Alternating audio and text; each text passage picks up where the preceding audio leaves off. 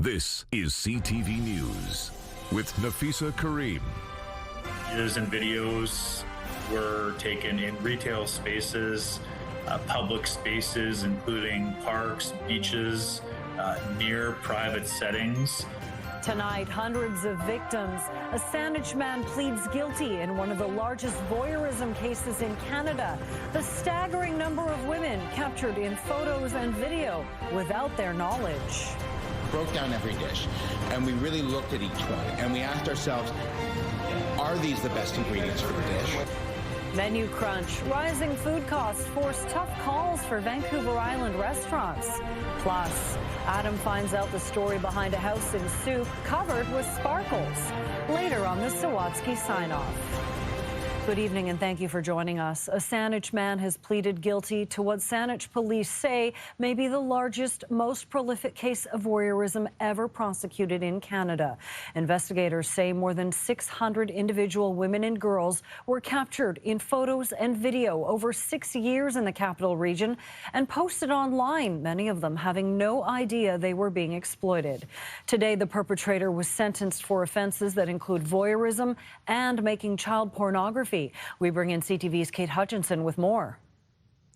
Nafisa, the initial investigation started in January of 2024 when a Saanich investigator was made aware of photos and video being uploaded to a popular image site on social media. It led investigators to 39-year-old Yin Young Derek Chan, who was later arrested in April of 2024. During a search of his home, detectives seized devices with thousands of images and more than 28 hours of video recorded between 2017 and 2023. The images and videos contained women and girls inside businesses, on beaches, and in some cases through the windows of private homes. Saanich police say those images were posted to websites around the world. Now, police say they are trying to work to have the images taken down. This case in particular is a significant voyeurism investigation based on the number of victims. 652 women and girls that have been identified is a significant investigation. It has a massive effect on those involved. It has a massive effect on our community. We take it very seriously. These are very sensitive offenses. Chan was sentenced today in Victoria to 4.5 years in prison and has been ordered to provide a DNA sample for the National Sex Offender Registry. Police have formally identified 40 of the victims and continue to try and identify others. Anyone who believes they may be one of the hundreds of victims is asked to contact Saanich Police. Nafisa? Kate, thank you. 2 people have died in separate drowning incidents in Nanaimo. RCMP say the 2 calls for help last night prompted a large response, including air, land, and marine units. The first incident was reported just before 6 p.m. at Departure Bay Beach to check on a woman who had reportedly been on a floaty and did not return to her belongings on the beach. She was found around 9 p.m. in the water and was pronounced dead at the scene. While the first response was still happening, a second call for help came in around 7:30 p.m. at the nearby Brecken boat ramp. A man was reportedly in distress while swimming. He was pulled from the water by rescuers and died at the scene. There's a lot of resources deployed.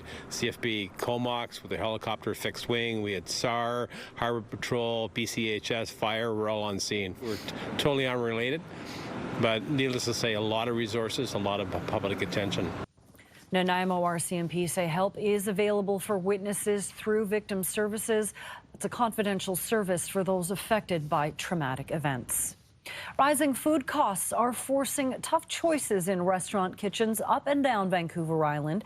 At Pagliacci's in Victoria, the solution has been a careful balancing act, raising some prices, lowering others, and keeping customers top of mind.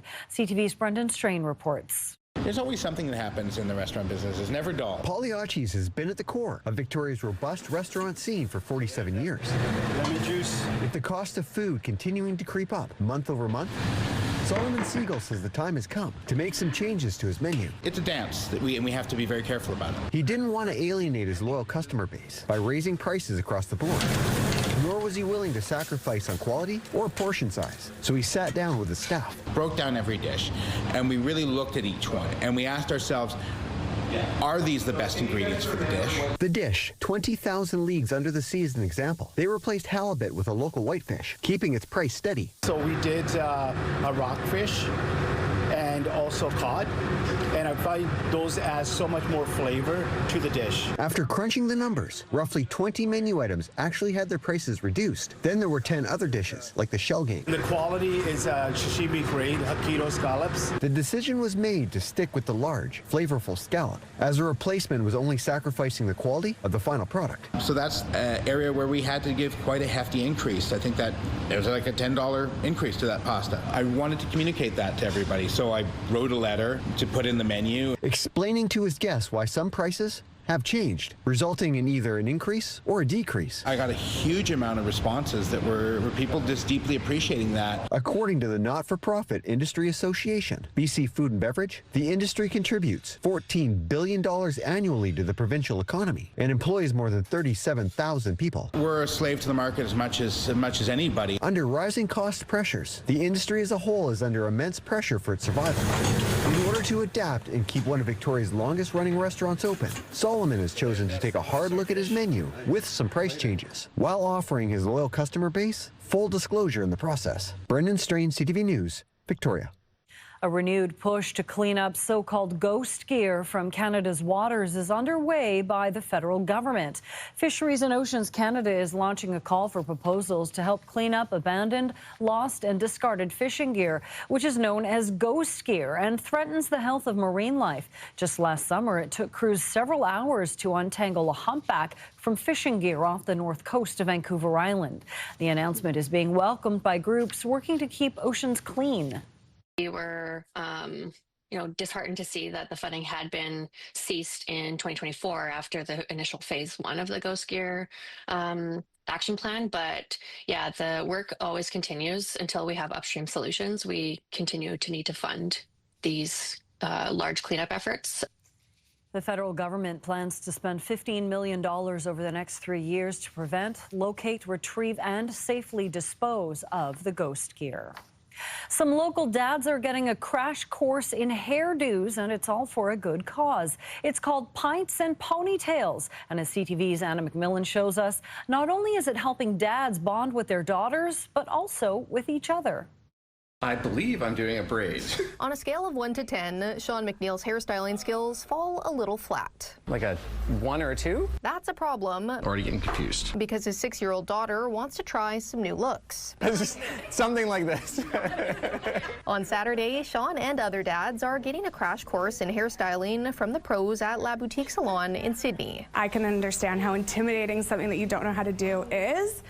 So just to help build their confidence in that. This isn't going to hold for long. They'll practice on mannequins, learning the art of the ponytail, braid, and bubble braid during the 2-hour event. It's called Pints and Ponies. The pints and venue are being supplied by Beacon Brewing. Healthy masculinity, it's a big topic in our world right now, in our generation, and it's a great thing to see, and I think this event just kind of touches on that. The brewery's owner says this will help families with or without a mother figure. Roles are kind of being broken down now from men staying in certain lanes and only doing certain things. Tickets are $20, with a portion of sales going to the Help Fill a Dream Foundation.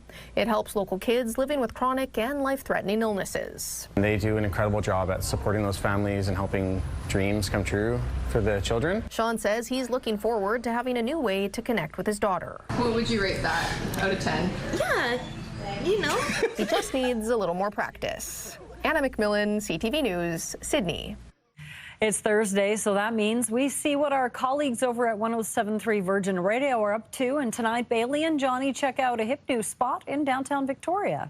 Things are looking different at 757 Yates Street. Something new has now opened in downtown Victoria. It is the flagship location of Glitch Bar and Games Room. Might know know Glitch Bar and Games Room from their locations on the mainland, but this is their biggest location yet right here on Vancouver Island. They've got games, they've got air hockey, arcade, skee ball, basketball. They've got great food as well. Everything you need to have a good time is here at Glitch. Specials after 10 o'clock. They've got a smash dog. Smash dog. Never seen a smash dog. Try the smash dog. Lots of different drinks to choose from. Of course, you got your classics, you've got your cocktails, they've got slushy drinks, and they also have fish bowls. Ready Player One, get yourself to Glitch. Still to come, a military gear shortage. This is send a very positive message, even though it might be normal. It just indicates just how weak the procurement system is, how low the stockpiles are. Why Canadian military members are being asked to return gear and what else is in short supply. 21 degrees in Victoria right now after a high of 22 earlier this afternoon. We'll stay in the 20s, it looks like, through the next couple of days. And no rain until maybe Sunday night and into Monday. Those details after the break. 107.3 Virgin Radio is Victoria's #1 hit music station. Home of Bailey and Johnny in the morning. Download the free iHeartRadio app and listen to 107.3 Virgin Radio everywhere.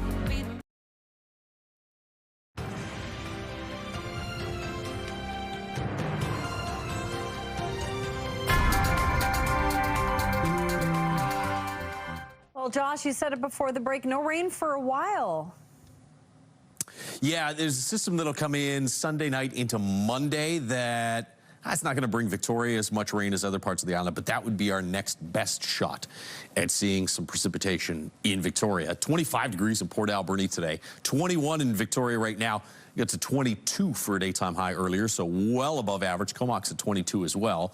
It's been pretty clear skies across most of the island. We said yesterday we might see one or two sort of isolated cells pop up, and I mean, that's highly elevated terrain there, so it's not entirely surprising that we do have some scattered showers in that area. I think these will fall apart as they track off to the east-southeast through this evening, so Comox are probably not going to see any of that rain. But the same area again tomorrow might see a little bit of hit and miss precipitation, maybe a little bit here just off to the south of the Nanaimo area. You might see one or two scattered showers. Most areas, though, it's not going to amount to anything, and you're going to stay mainly sunny to partly cloudy.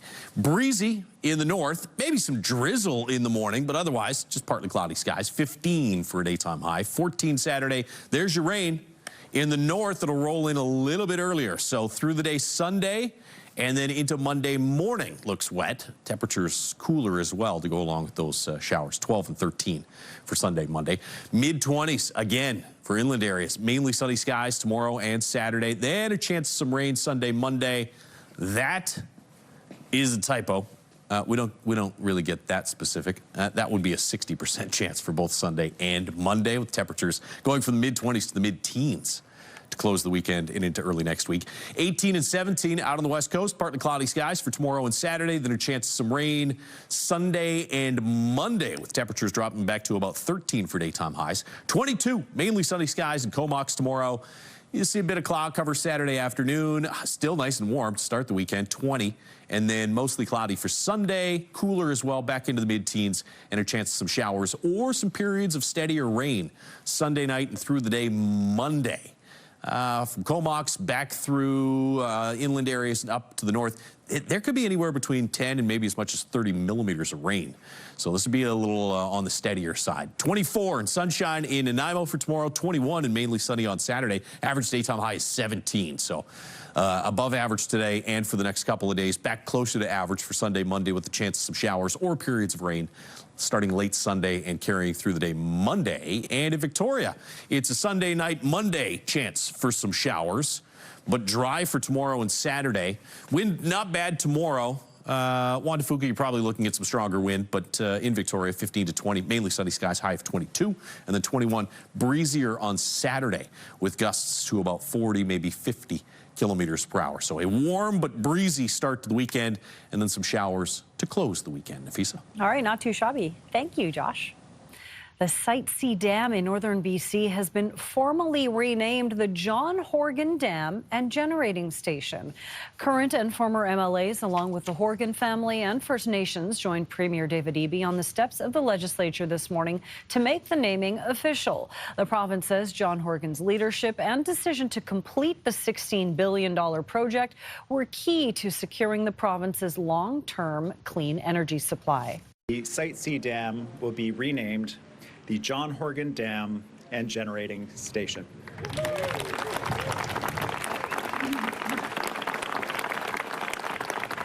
The naming reflects the nuance and the challenge of decisions that confronted John in his time and is emblematic of his integrity and his willingness to move forward in the best interests of British Columbians.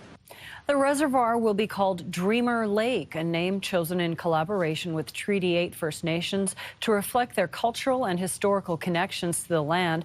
The John Horgan Dam and Generating Station is able to generate 1,100 megawatts of electricity, enough to power 500,000 homes per year.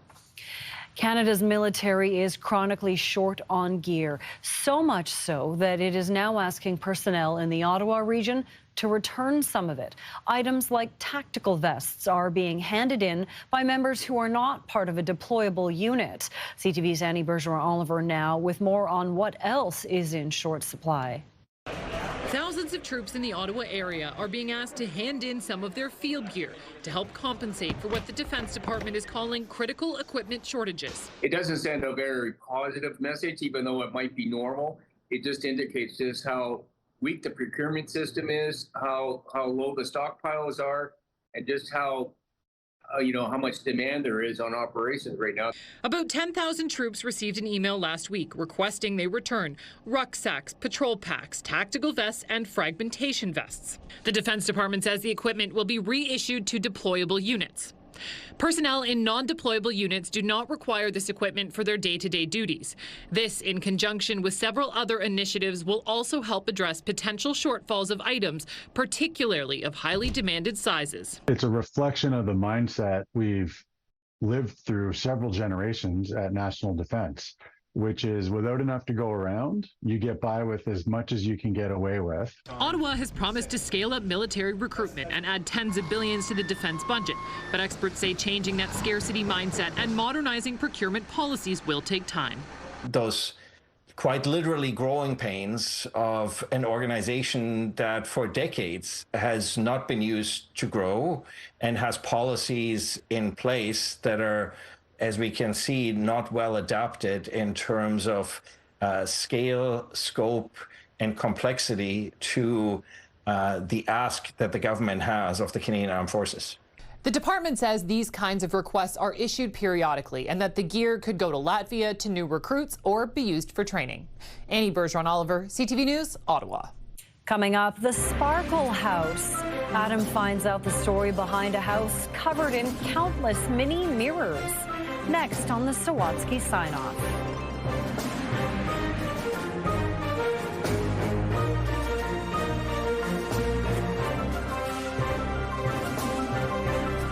When you see it happen, send it to CTV News.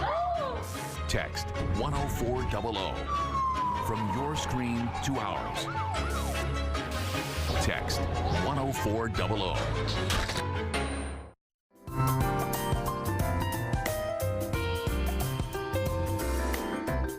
Finally, Adam finds out the story of healing and helping behind a house in Saanich adorned with sparkles on the Sawatsky Sign-Off. Long before these flowers began blooming, Joanna Young's doctor said her health was failing fast. The sage just said, go home, make out your will, you'll be dead in 5 years. While she waited for an organ transplant, Joanna and her husband, Vince Rocco, decided to move back to where they grew up. I came out, went house shopping, found this house by accident. Joanna was too sick to see it until after he bought it. And it was the ugliest house I'd ever seen. But Vince, who's an industrial designer, said it had good bones and promised to transform it into his wife's dream house. I asked for a black house with sparkles, and he built me a black house with sparkles. While Vince was sourcing the materials to create and install this wall of mini moving mirrors, Joanna was facing her mortality. Oh dear, I need to find out all these things for my kids because I might not be here. You see, Joanna never got a chance to ask about her past because her mom died young. So when she tracked down her family tree, Joanna was shocked to discover that not only was she Métis, she was related to one of Louis Riel's most trusted confidants. All of my family are quite famous Métis fighters, and I was like, oh, well, no wonder I'm so feisty. While her home was so bright, Joanna's prognosis was so bleak. Until the last moment, they found a donor, and she survived the surgery. And when I woke up, I'm alive, and I'm like, oh my goodness, I need to do something really special with this gift of life. So I thought, I think I'll try to make my Métis ancestors proud of me. So along with healing her body, Joanna was learning about her culture and connecting with her community before becoming a Métis elder in local schools, empowering Métis youth. When I teach in the schools, when we make a medicine bag, it's not just things that you take to make you better physically. It's something that makes you feel good in your soul, and sparkles always bring my spirit up. And that's how a sparkling house, life's too short, why be boring, right? was transformed into an inspiring and healing home. Adam Sawatsky, CTV News, Souk. Life is too short to be boring. That is it for CTV News Vancouver.